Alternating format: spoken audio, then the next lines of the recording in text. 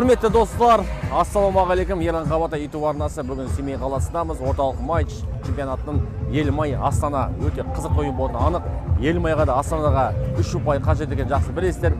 Қос чемпиондыққа талас ойын болады деген үміттеміз. Жанкүйерлер, міне құрметті достар, Елімай футбол клубы мен Астана футбол клубы ойынға сәлдегі басталады. Міне құрметті достар, армысыздар баршаларыңызға. Бүгін міне Семейде жанкүйерлер лыққа толы. Елімай Астананы қонақта қабылдауға дайын. Жанкүйерлер көрдіңіздер, міне қандай керемет. Өте тамаша, міне нағыз ағылшын премьер лигасына ұқсап тұр деп сен артық айтпағандым. Өте керемет Елімай футбол клубының туы. Міне құрметті достар, қазақстандық Энфилд Роуд десек артық айтпағандығымыз шығар. Энфилд Роуд, Семей қаласы, Елімай футбол клубының жанкүйерлері. Құрметті достар, оны командалар алаңға шықты. Елімай Астана. Бүгін чемпиондыққа талас ойын Елімай Астана арасындағы супер матч. Аслан Тарабаевты көріп отырмыз негізгі құрамда.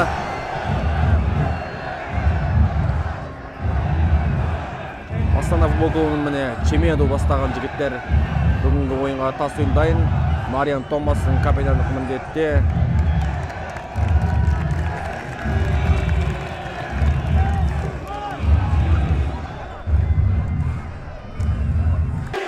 Міне Елімай жанкүйерлері қандай тамаша ойын алды.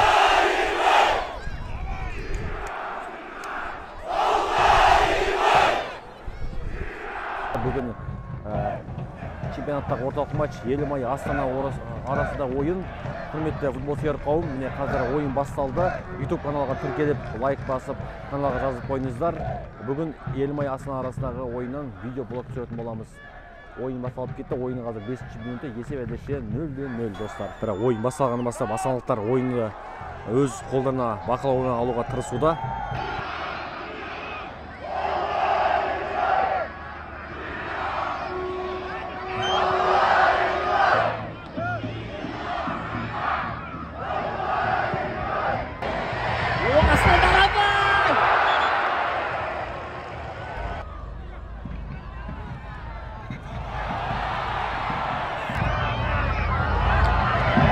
Шабуыл болмады. Қауіп соқ болмады.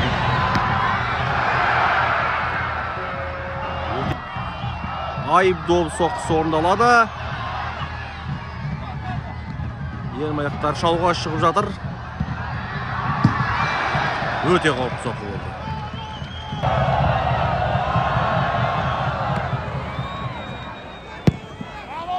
Сонымен, құрметті достар, Астана командасы есеп ашып үлгерді. Есеп 1-0 алды да Астана. Енді олар қорғаныста ойынды шабуылы өте қаптауы мүмкін. Және гол. Есеп 2-0 достар. Астана футбол клубы алдыға шықты 2-0 есебімен. Ойыншылардың тәжірибесінен жоғары екенін, бір бақ жоғары екенін көрініп тұр. Бірақ әлі шешім шығаруға ерте, себебі ойынның қазір 37 минут. Бірақ Астана енді 2 гол соғып алды. Енді семейліктерге жоқ дегенде 2 гол соғу керек, 1 ұпай алу үшін.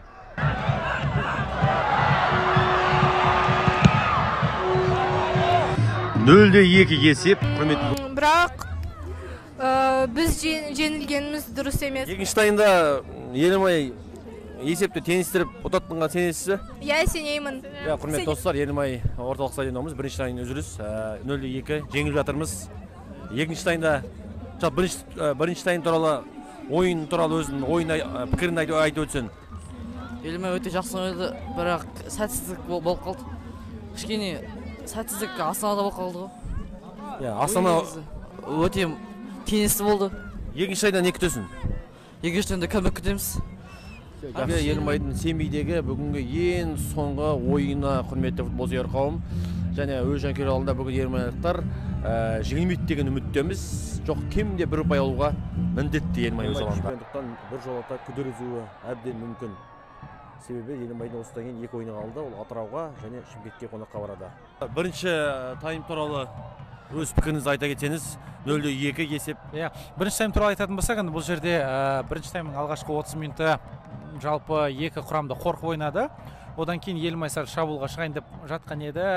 Бірінші қателік жіберіп қойған көрдік. Көп қорғаныстағы қорғаушылар барлығы солға қарай ығысып кетті.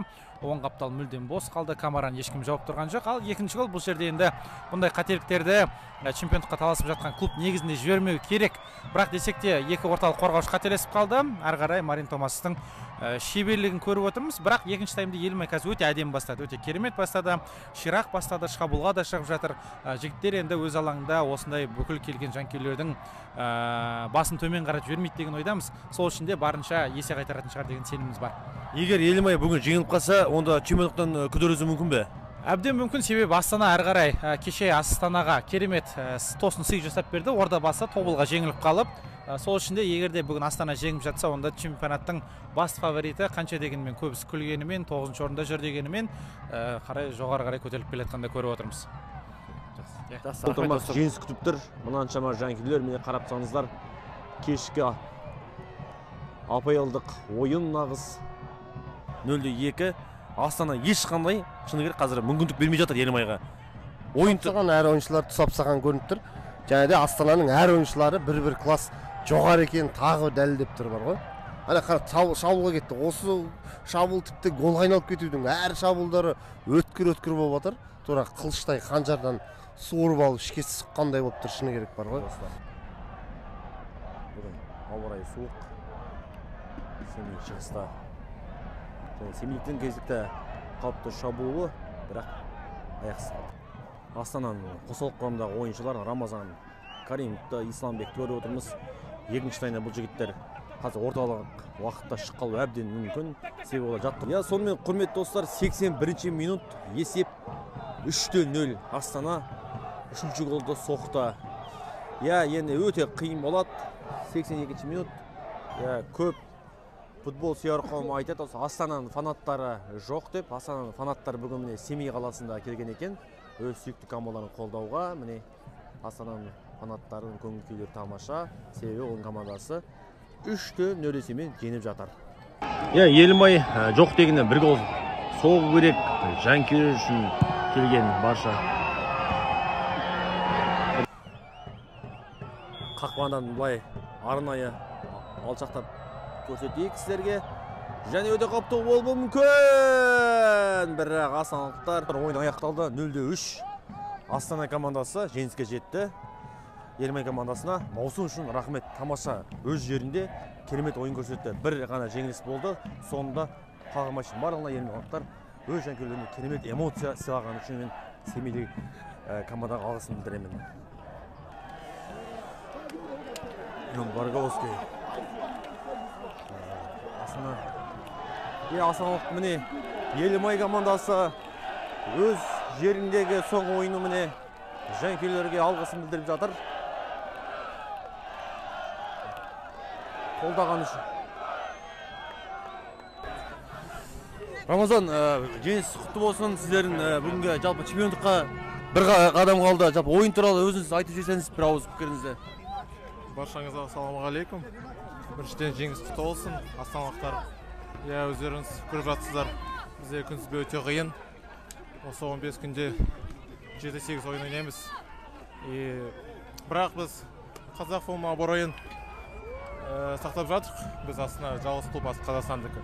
Сондықтан бар күшіміз саламыз. Осы келесі ойында жеңіске жетуге және чемпиондыққа сыйлаймыз бұйырса. Қалған ойындарыңызға сәттілік сіздерге. Көп-көп рахмет. Достар, аяқталды. Астана қазір екі конференцияға жаттығу жұмыстарын бастап кетті. Ойын бітті, Елімайдың жеңді, енді олар кезекті жаттығу жұмыстарын жүргізіп жатыр. Міне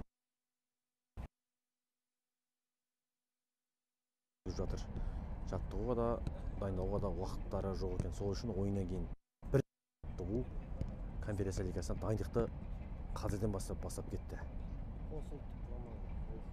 Такую очень серьезную поддержку. За это им рахмет большой от всей команды. Говорю, потому что играть дома это очень классно, хорошая атмосфера и поддержка. Мы их, конечно же, мы это ценим и будем, естественно, помнить. То, что касается Иә, құрметті достар, сонымен ойын аяқталды. Семей Елімай командасы өз басым алғыс білдіремін осындай мүмкіндік бергеніне. Жалпы Елімай командасы маусымды дәл осы жерден аяқтады, өз жерінде. Олар үшін 2 ойын қалды, Атырауда және Шымкентте Ордабасы.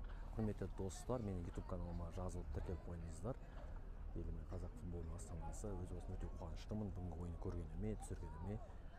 Қазір дәл менің артымда Астана командасы кезекті жаттығу жұмыстарын жүргізіп жатыр. Қазақстанның намысын қорғайтын командаға сәттілік.